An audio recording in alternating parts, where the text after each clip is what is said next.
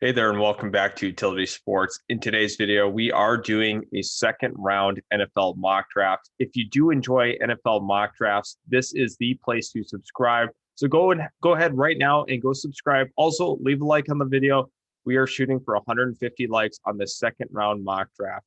So now we're sitting here at pick 33 with Jacksonville. I think the clear need would be a safety or a tight end. Obviously, corner is a concern as well, but I think the safety is probably the biggest need, and I think probably the best player available in doing so is Trayvon Merrick. I think he has a really good ability to tackle in the box.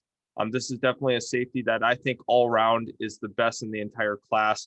I think Javon Holland does a lot of things consistently, but I think Trayvon Merrick does have more upside than a guy like Javon Holland. And personally, Trayvon Merrick is my favorite of those safeties. I think that's the direction they'll go. I just don't think guys like Andrew Wingard and Jared Wilson are getting the job done in Jacksonville. So I will have Mary going here to Jacksonville. Now at 34, we have the New York Jets. Obviously, we had them take a wide receiver and a corner in the first round. Now you have to look at that edge spot if you are the New York Jets, considering that that is their biggest team need at this point. Also, something that you might want to monitor, could a guy like Najee Harris go? He's definitely a guy that could really take a lot of pressure off of Sam Darnold or whoever the quarterback is, moving forward. So I actually will have them go Najee Harris. I think he's going to do a lot of good for that Jets offense, just giving Sam Darnold the guy that you can consistently hand off the ball to. I don't think La'Mical Pirine is a true lead back in this league. So having them go with Najee Harris makes a lot of sense to me personally.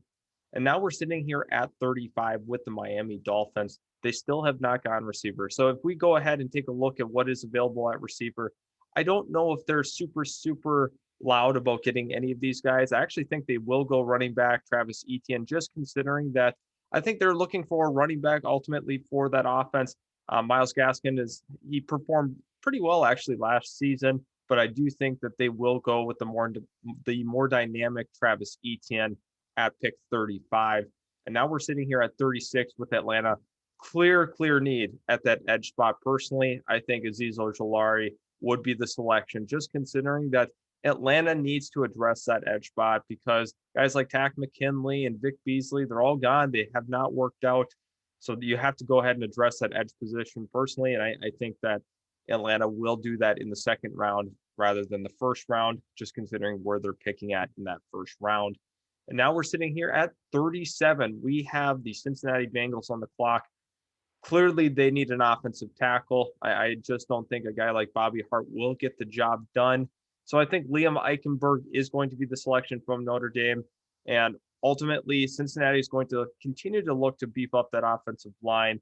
Obviously, a guy like Jonah Williams is a building block for them, but considering where they're at right now, they have to go tackle at 37.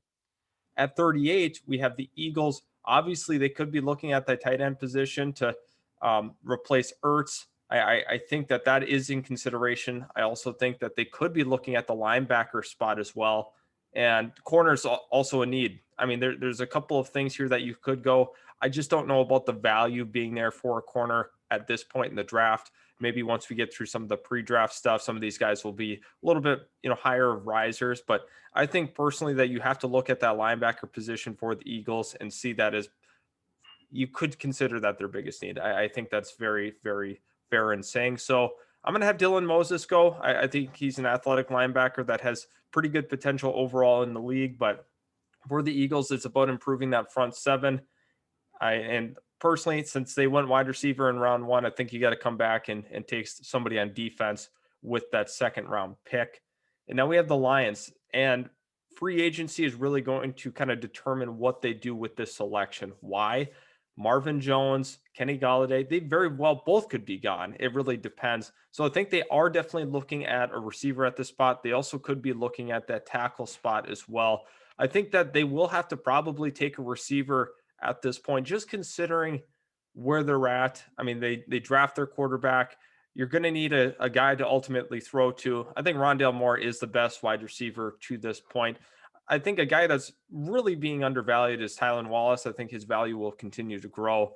Amon-Ra St. Brown is another guy that they could consider here, but Rondale Moore could be that guy for Detroit moving forward. And now we're at pick 40 with the Carolina Panthers. Obviously, we had them go tight end in the first round. I think they're going to come back and try to work on that offensive line. Alex Leatherwood would be the selection for me personally, just considering where the Panthers are at. They have to get a tackle for their quarterback of the future. And ultimately, I think that's the direction that they will go in with that 40th pick. Now we're sitting here at 41. We had Denver. We had them go corner in the first round. I think it's very possible that we do see them come back with somebody on defense. You could consider the edge position. A guy like Carlos Basham or Jason Away are pretty intriguing prospects to me at this point.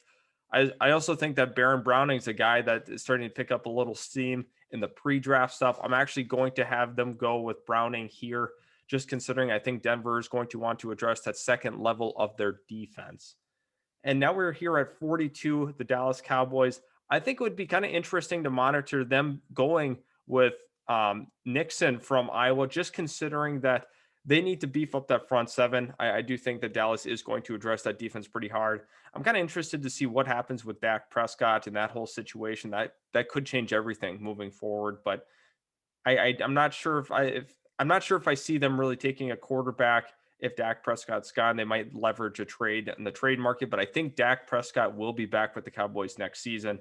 And in this draft, they're able to really address that defensive side of the ball and go get a corner. And then they come back and get an interior offensive lineman in Nixon, who has been really climbing up people's boards as well. A guy that is a consensus second round pick from a lot of what I've been hearing. Another guy that has kind of fallen is J2 Fele. So kind of monitor that, because there was one point where we thought he was for sure a first round selection. Now that might not be the case.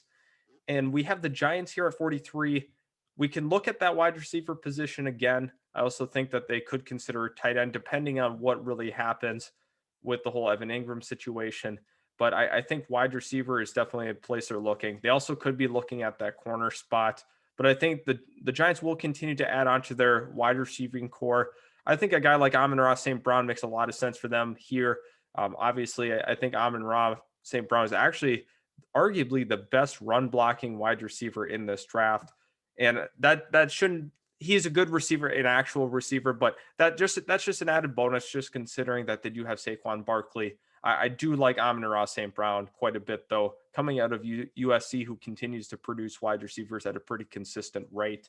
And at the 49ers selection, I think that they will look on that interior of their offensive line. They really find it important to continue to address that.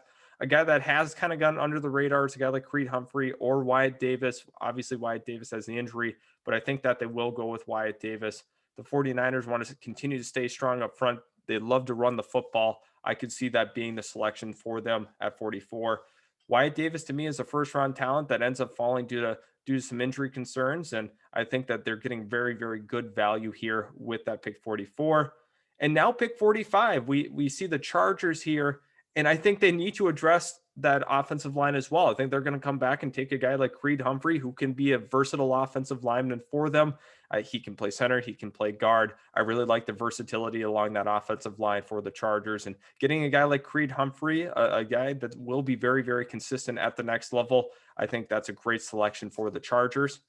Now we're sitting here at 46. We have Jacksonville once again. I think that they could go a number of directions here. I think they, once again, can look at that corner spot, possibly a guy like Aaron Robinson, Greg Newsome, even a guy like Shaun Wade, potentially, if they feel like they want a guy in the slot. Shaun Wade was a consensus first round pick going into the season. Now it is not looking like that. So just considering that, I'm not exactly sure if they would go that direction. I also do think that they will look at the tight end spot, because we have to remember that Tyler Eifert could be gone at the end of next season. His contract is done. After that, I will have them go Pat Freiermuth from Penn State. They will need to look to address that tight end position. I just don't think the current roster holds the future tight end.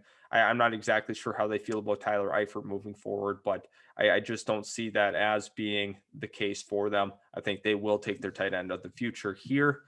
And now we're at 47. This was another Pat Freiermuth landing spot. If I'm going to be completely honest, I thought that might be where they go. But I actually think that New England will be looking at that interior defensive line. J2 Fele, a guy that can defend against the run. He can rush the passer a little bit, but for me, the more the strength comes from defending the run. I think that New England is pretty happy here at 47 to ultimately get Jay Tufele, a guy that was once thought to be a first round pick. Now he sides a little bit on some of these draft boards, so that's kind of interesting thing to monitor. Now we have Arizona at 48. This could be a landing spot for a running back, a guy like Javonte Williams or a guy like Kenneth Gainwell, who really fits their scheme well. I'm not sure if they're going to go in that direction. I think they will look at the cornerback spot. There's a couple of guys that I could see going here. I do think that Aaron Robinson has been gaining some traction. I also think a guy like Tyson Campbell, who has fallen on some boards, could be the selection as well. I don't see them really taking a tight end in the second round. Is very possible. This is one of the tougher ones to kind of map out personally, but it's hard for them not to go corner. I think that they do have to go corner. I am going to have them go with Aaron Robinson from UCF. I just think that they do need to address that cornerback position desperately, and they're able to do it with that pick. And now we have the Raiders at 49, another team that will be looking to beef up the interior of their defensive line. There's a couple of guys that they could look at potentially. I'm not exactly sure if that's the direction they'll go. We have to keep that in mind. Also, an edge could be in the cards for them. They have a lot of issues trying to generate pressure. I think Jason Away would be the selection, just considering that they have not been able to generate pressure, especially last year. They really struggled with that, and they were one of the worst teams in the league in terms of like rush percentage. So I think that Away does some good for them, and they do need to improve that front seven. And I think the edge spot is kind of where you start with that. And at pick 50, we have Miami, who addressed the running back position, offensive tackle, and linebacker. It's very possible that we do see them also go edge, but I think they ultimately will go with a guy like Nico Collins or Chatarius Atwell. I think that they will go with probably Collins. I do see them going with a guy like Collins, just considering that Miami wants to continue to improve their receiving core. Obviously, the wide receiver position is very, very important for the development of a quarterback. They already helped Tua out by getting him a running back and a tackle. Now you come back and get a wide receiver for him. At pick 51, we have Washington football team. I think they're another team that's on wide receiver watch as well. I do think that's very possible moving forward that they could get a guy like Atwell. We did have them go tackle in the first round. Let's see what's at that cornerback spot. I'm not exactly sure if they would take a guy like Greg Newsome or Melifonwu or even Campbell. I think that they would go wide receiver. I do think so. I think Atwell would be the pick. Him or Elijah Moore. I'm actually, you know what? I'm going to go with my gut. I think that a lot of people are going to continue to like Tylan Wallace. I will have Tylan Wallace actually going here. I think that a lot of people are undervaluing him in the draft. So that's another name that we need to watch because I think his stock will continue to climb. At 52, we have Chicago. And for me personally, I think that they have to go tackle. They must go tackle. A guy like Dylan Radins is in here. Tevin Jenkins from Oklahoma State. Jackson Carman's another name as well. I think Dylan Radins is probably the best tackle available at this point. I do see a pathway where they do go with the stout offensive lineman from North Dakota State. Obviously, he played with Trey Lance. So Dylan Radins is the pick. At pick 53, we had Indianapolis go and get themselves an offensive lineman. I think they're also prepared to take a corner now, depending on what happens with Xavier Rhodes.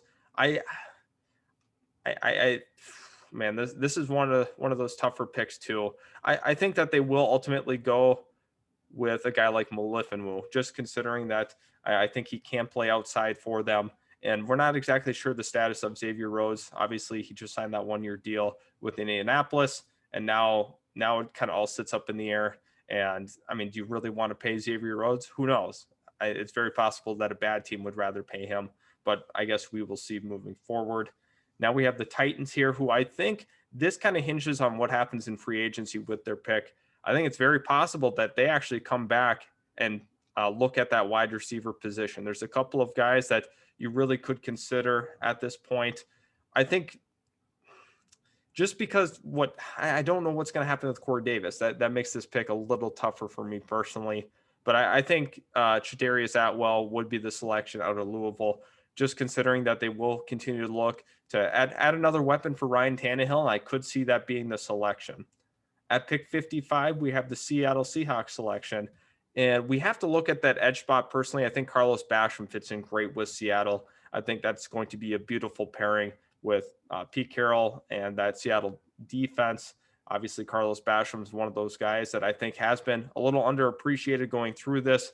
I think he is a very, very nice edge in this class.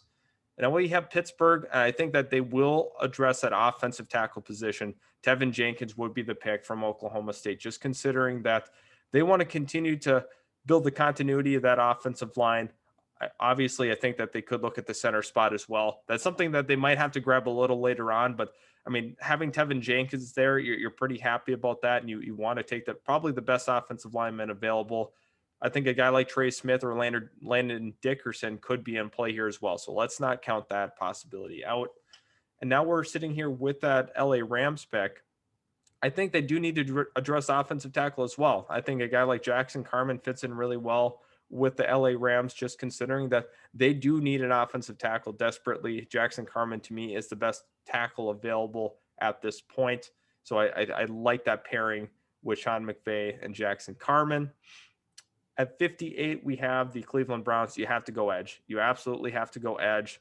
I think Quincy Roche personally is the best edge available. You could argue there's a lot of people that would disagree with that notion, but I think Quincy Roche, a very, very productive college pass rusher. I really like that pairing. You put him opposite of Myles Garrett, and I think he's going to have a ton of success.